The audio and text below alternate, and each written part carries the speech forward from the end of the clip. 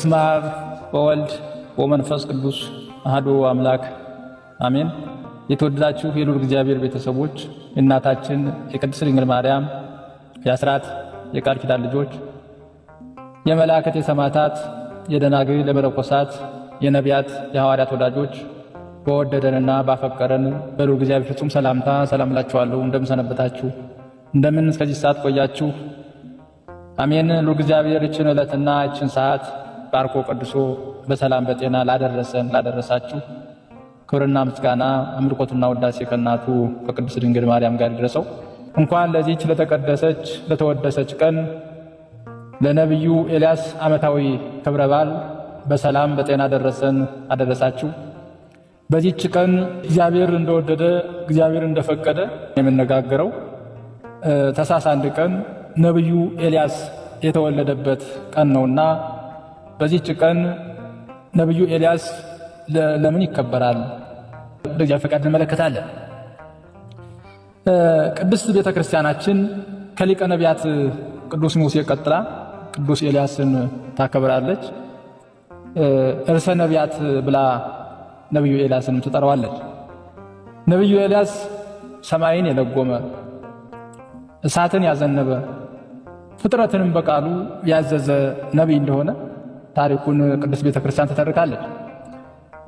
ይህ ታላቁ ነቢይ ቅዱስ ኤልያስ የተወለደበት ቀን ታኅሳስ 1 ቀን ነው። የነቢዩ ኤልያስ የትውልድ ቦታም እስራኤላዊ እንደሆነና አባቱ ኢያሱንዩ እናቱ ደግሞ ቶላ ይባላል። ኤልያስ የሚለው ስም በመጽሐፍ ቅዱስ መዝገበ ቃላት ትርጓሜ መሰረት አባቶች እንዳስቀመጡት እግዚአብሔር አምላክ ነው እንደማለት ነው። በመጽሐፈ ቅዱስ በመጽሐፈ ገድሉ እንደተጠቀሰው ደግሞ የወይራ ዘይት የወይራ ተክል እንደማለት ነው። የወይራ ዘይት በጨለማ ላሉት እንደሚያበራ ኤልያስም ለቤተ እግዚአብሔር መብራት ነውና የወይራ ዘይት የሚል ትርጉም ሊቃውንት ቤተክርስቲያን ሰጥተውታል። በነቢዩ ኤልያስ ዘመን እስራኤላውያን ሕገ እግዚአብሔርን በመጣስ ጣዖታትን በማምለክ ጨለማ በተዋጡ ጊዜ ነቢዩ ኤልያስ ደርሶ ሰማይን በመለጎም የውሃዎችን ምንጮች በማድረግ ድንቅ የሆኑ ታምራትን በማሳየት ልቦናቸውን ብሩህ አድርጎ ወደ አምልኮተ እግዚአብሔር መልሷቸዋል። ከአምልኮተ ጣዖት ወደ አምልኮተ እግዚአብሔር መልሷቸዋል። ዳግመኛም በሌላም ትርጓሜ ኤልያስ ማለት ዘይት ወይም ቅባት መፈቃቀር ማለት ነው ብለውም ይተረጉሙታል። ዘይት ወይም ቅባት የተባለው የሰው ልጅ ፍቅር ነውና ይኸውም ነቢዩ ኤልያስ በገቢረ ተአምራቱ በእግዚአብሔርና በእስራኤላውያን መካከል ሰላምና ፍቅር ማስፈኑን ያመለክታል። ስለዚህ በዚህ ትርጓሜ ዘይት ወይም ቅባት የሚል ትርጓሜ ተሰጥቶታል። የኤልያስ ገድል መቅደም ላይ እንደተገለጸው በእግዚአብሔርና በእስራኤላውያን መካከል የነበረው ክፍተት የነበረው መለያየት ወደ አንድ አምጥቶ እስራኤላውያን እግዚአብሔርን እንዲያመልኩት እግዚአብሔርን እንዲወዱት ያደረገበት ምክንያት ስለሆነ ኤልያስ ማለት ዘይት ወይም ቅባት ማለት ነው ብለው ሊቃውንት ተርጉመውታል። ቅዱስ ኤልያስ የተወለደው ከክርስቶስ ልደት 900 ዓመት በፊት እንደነበረ ታሪኩ ይናገራል። በተወለደበት ቀን በቤታቸው ብርሃን ተሞልቶ ታይቷል።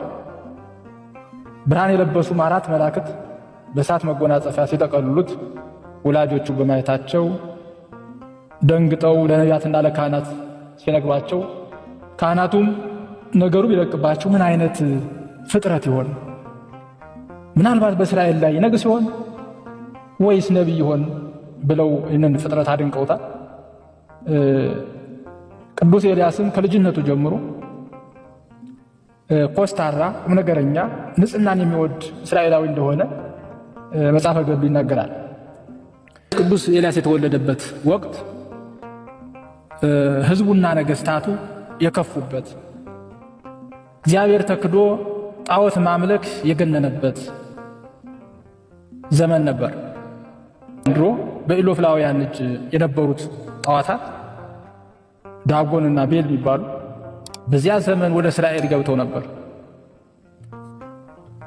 ቅዱስ ኤልያስ ግን በዚህ ክፉ ትውልድ መካከል ሥርዓተ ኦሪትን የጠነቀቀ የንጽህናና የአምልኮ ሰው እንደነበረ መጽሐፈ ገድሉ ይናገራል። በዚያ ወራትም እግዚአብሔር ለነቢይነት ቅዱስ ኤልያስን ጠራው። በዚህ በከፋ ዘመን እግዚአብሔር ተረስቶ ሰው ጣዖት ባመለከበት ዘመን ሰውን ወደ አምልኮተ እግዚአብሔር ይመልሰው ዘንድ ሰው ጠፍቶ እንዲቀር እግዚአብሔር አይፈልግምና የእግዚአብሔርን ሕዝብ ወደ እግዚአብሔር ይመልስ ዘንድ ነቢዩን ጠራው። የነነዌ ሕዝብ ባመፀ ጊዜ ቅዱስ ዮናስን እንደላከው እግዚአብሔር እጆቹ ፍጥረቶች እንዲጠፉ አይፈልግምና አስተምሮ እንዲመልስ እንዲገስጽ ነቢዩ ኤልያስን እግዚአብሔር ላከው። እርሱም እሺ ብሎ ትእዛዝ ተቀብሎ የእግዚአብሔርን የጸጋ ጥሪ ተቀብሎ መጣ። ብዙ ጊዜ ለጉዳዩ ካልሆን በስተቀር ከሰው ጋርም መዋል ማደር አይወድም ነበር። መኖሪያውን በተራሮችና በዱር ያደርግ ነበር። ይህ ነቢይ በተለይ ደብረ ቀርሜሎስ በተባለው ቦታ ለእርሱ መኖሪያ መዋያ ቤቱ እንደሆነ መጽሐፈ ገድሉ ይናገራል። በዚህ ሕይወቱም ከመልከ ጼዴቅ ቀጥሎ ነቢዩ ኤልያስ በድንግልና የኖረ በብሕትውና በብቸኝነት ባሕታዊ ሆኖ የኖረ በምንኩስና የኖረ ታራሚ የነበረ መሆኑ መጽሐፈ ገድሉ ይናገራል። ስለዚህ ነቢዩ ኤልያስ በብሉይ ኪዳን መሰረትን የጣለ ነቢይ ይባላል ማለት ነው። መቼም በብሉይ ኪዳን የቅዱስ ኤልያስን እንዲሁም በዘመነ ክርስቶስ ደግሞ የመጥምቁ ዮሐንስን በዘመነ ሊቃውንት የአፈወርቅ ዮሐንስን ያህል ደፋርና መግሰጽ አስተማሪ እንዳልነበረ ሊቃውንት ይናገራሉ። በጊዜው ደግሞ በዘመነ ኤልያስ አካብና ኤልዛቤል የሚባሉ ክፉ ባልና ሚስት በእስራኤል ላይ ነግሰው ሕዝቡም ጣዖት አስመልከውት ነበር። ከዚህ ባስ ብለው ደግሞ በወይኑ እርሻ አማካኝነት ኢየዝራኤላዊውን ናቡቴን በሐሰት ምስክር እነዚህ ባልና ሚስቶች ደሙን አፈሰሱት። ናቡቴ የአባቶችን ርስት አልሸጥም፣ የአባቶችን ርስት አልለውጥም በማለቱ እንደ ሰማዕት ተቆጥሮለታል። ኤልያስ የናቡቴን ሞት ሲሰማ ወደ አካብና ወደ ኤልዛቤል ቀርቦ የናቡቴ ደም በእናንተ ላይ አይቀርም፣ ያንቺም ደም ውሻ ይልሰዋል ብሎ ገስጧቸዋል። በዚህም ምክንያት ኤልዛቤል ልትገድለው ቅዱስ ኤልያስን ፈለገችው። እርሱም የእግዚአብሔር ነውና ልታገኘው አልቻለችም። በዚህ ብስጭት የሚመስል ነገር ወደ 1000 የሚደርሱ ነቢያትን ሰብስባ ፈጅታቸዋለች። 900 ሲታረዱ 100 ግን ቅዱስ አብድዩ በዋሻ ውስጥ ደብቆ እየመገበ አትርፏቸዋል። በእስራኤል ውስጥ ግን አመፃና ኃጢአት እየተስፋፋ የከፋ ዘመን ሆኖ እየከፋ የሄደበት ጊዜ ነበረ። እስራኤላውያን የእግዚአብሔርን ስጦታ እየተመገቡ እግዚአብሔር ከሰጣቸው በረከት እያገኙ ግን እግዚአብሔርን ረስተው ነበር። አምልኮተ እግዚአብሔርን ረስተው አምልኮተ ጣዖት እያመለኩ ይሰግዱ ነበር። በዚያን ጊዜ ቅዱስ ኤልያስ እንዲህ አለ። እግዚአብሔር የሰጠውን እግዚአብሔር ያቀረበውን እግዚአብሔር የሰጣቸውን በረከት እያገኙ ለምን እግዚአብሔርን ረሱ ብሎ ዝናብን ከሰማይ እንዳይወርድ ከለከለ። እግዚአብሔርን እንዲከለክል ለመነ። ለ3 ዓመት ከ6 ወር ሰማይ ዝናብ ከመስጠት ታቀለ። ሰማይ ተለጎመ። ነቢዩ ኤልያስ ወደ እግዚአብሔር ጸሎት በማድረግ ሕዝቡ አምጾ እምቢ ሲለው እግዚአብሔርን አላመልክ ሲል እግዚአብሔርን ሲረሳ እግዚአብሔርን ይቅር የሚልበት እግዚአብሔርን የሚያስታውስበት ጊዜ ለማምጣት ሲል ወደ እግዚአብሔር ጸሎት አደረገ። 3 ዓመት ከ6 ወር ዝናብ ጠፋ። ዝናቡም ለዘር ጠል ለመከር ከመስጠት ተከለከለ። ሰማይ ተለጎመ። ሕዝቡ በኃጢአቱ ምክንያት ተጎዳ። ቅዱስ ኤልያስ እርሱን ግን ቁራ ይመግበው ነበር፣ ምንጭም ፈልቆለት ውሃ ይጠጣ ነበር። እንደዚህ እየሆነ 3 ዓመት ከ6 ወር ሲሆነው እግዚአብሔር በፍጥረቱ አይጨክንምና ለነቢዩ ኤልያስ ምግብ የሚያመጣለት ቁራ ቀረ። እግዚአብሔር በምክንያት ሊያስተምረው ስለፈለገ የለጎመውን ሰማይ እንዲከፍተው ስለፈለገ በዛን ጊዜ ቅዱስ ኤልያስ ወደ እግዚአብሔር ጸሎት ማድረግ ጀመረ። እግዚአብሔርም ቆራት ወደ ሰራጵታ እንዲወርድ አዘዘው። በዚያም የነቢዩ ዮናስ እናት አገኙ። የሚበላ ነገር አለሽን ሲላት ምንም የሚበላ ነገር አለመኖሩን፣ በኤልያስ ዘመን ዝናብ አለመኖሩን፣ ሰው በችግር መኖሩን፣ ሰው በራብ ማለቁን፣ በውሃጥም ማለቁን ነገረችው። በዛም ትንሽ ዱቄት አለች፣ ያችን አብረን በልተናት እንሞት ብላ ያላት እንጎቻ ጋግራ አበላችው። በዛን ጊዜ ቤቷ በበረከት ተሞላ። ልጇም ሕፃኑ ዮናስ ሙቶባት ነበር። በጸሎት ቅዱስ ኤልያስ አስነሳላት። ቀጥሎም 7 ጊዜ በትጋት ጸለየ። ለ3 ዓመት ከ6 ወር የተዘጋው ሰማይ ተከፍቶ ሕዝቡም በበረከት ተሞልቷል። ከዚያም አስቀድሞ ግን እግዚአብሔርን የሚያገለግሉ 850 ነቢያት፣ ሐሰተኛ ነቢያትና ካህናተ ጣዖታት ጋር ቅዱስ ኤልያስ ተወዳድሮ አሸንፏል። መስዋዕት ለእግዚአብሔር አቅርበው የነዚያ ሁሉ መስዋዕት ሳይበላ እግዚአብሔር የነቢዩ ኤልያስን መስዋዕት ተቀብሏል። በዛን ጊዜ መስዋዕት ሰውተው የእርሱን የኤልያስን ብቻ እሳት ከሰማይ ወርዳ በልታለታለችና ሕዝቡም 850ውን ሐሰተኛ ነቢያት በወንዝ ዳር በሰይፍ መቷቸው። ይህንን የሰማች ኤልዛቤል ትገለው ዘንድ አሳደደችው። በዛን ጊዜ ቅዱስ ኤልያስ አቤቱ ከአባቶች አልበልጥምና ውሰደኝ፣ ብቻዬን ቀርቻለሁና ብሎ በእግዚአብሔር ፊት ጸለየ። እግዚአብሔርም ለጣዖት ያልሰገዱ 7000 ሰዎችን እንዳተረፈ እርሱንም ወደ ብሔረ ሕያዋን እንደሚወስደው ብስራት ነገረው። በዛን ጊዜ ቅዱስ ኤልያስ ደክሞት ተኝቶ ሳለም ቅዱስ ሚካኤል ቀስቅሶ ታየው። ቅዱስ ሚካኤል ቀስቅሶ ብሔረ ሕያዋን እንደሚወስደው በብስራት ነገረው። ቅዱስ ኤልያስም ደክሞት ተኝቶ ነበርና በዛን ጊዜ ቅዱስ ሚካኤል መልአክ ቀስቅሶ ታየው። እንጎቻ ባገልግል ውሃ በመንቅል አቅርቦ ብላ ጠጣ አለው። ቅዱስ ኤልያስም በላ ጠጣ፣ ተኛ። እንደገና ቀስቅሶ አበላው። በሦስተኛው ግን ጎዳና ሩቅ ነውና እስክትጠግብ ብላ አለው። ኤልያስም ይህንን ከበላ ከጠጣ በኋላ ለ40 ቀናት ያለ ምግብ ተጉዟል።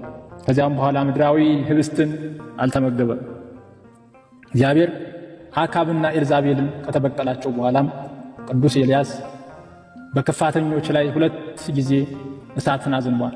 የሚያርግበትም ጊዜ ሲደርስም ደቀ መዝሙሩ ኤልያስን የምትሻውን ለምነኝ ብለው እጥፍ መንፈስህን አለው።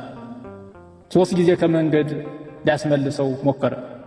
ቅዱስ ኤልሳዕ ግን በብርታት ተከተለው። ዮርዳኖስን ከፍለው ከተሻገሩ በኋላ ግን ቅዱስ ኤልያስ ሰረገላ እሳት ወርዶ ነጠቀው። ለኤልያስም እኩሉን ግምጃውን ጣለለት።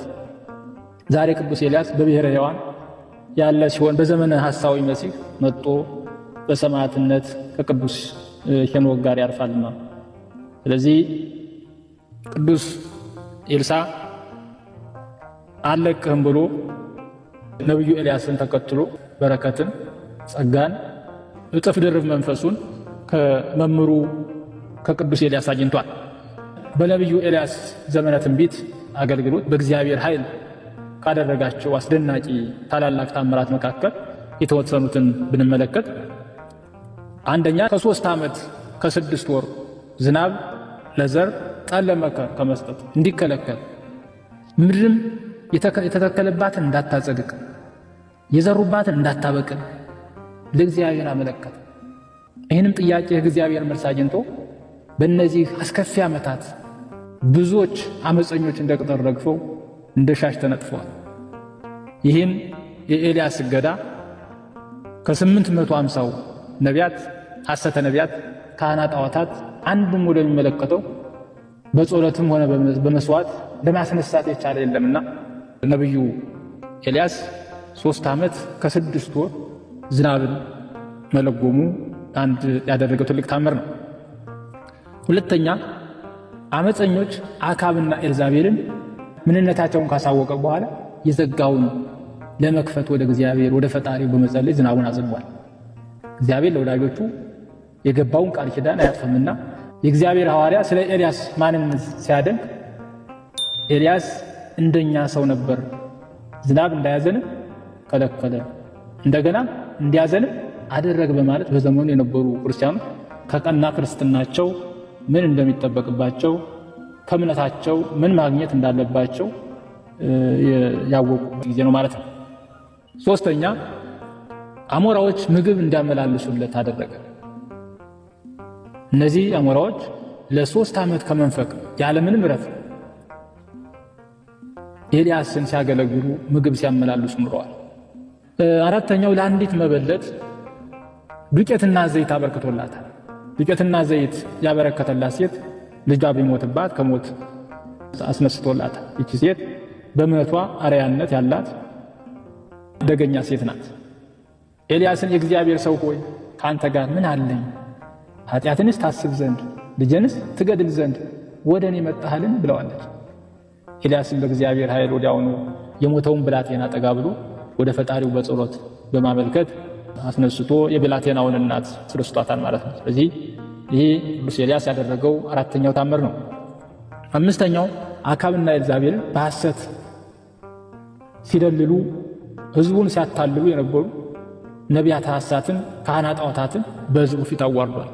እኛ ትክክል ነን ብለው የሚዋሹትን ሁለቱም መስዋዕት አቅርበው ኤልያስ በአንድ ወገን እነዚያ 850 ሐሰተ ነቢያት መስዋዕት አቅርበው እግዚአብሔር የነቢዩ ኤልያስን መስዋዕት ተቀብሎ የነዛን ሳይቀበል ቀርቷል። ስለዚህ እነሱ አፍረዋል፣ ተዋርደዋል።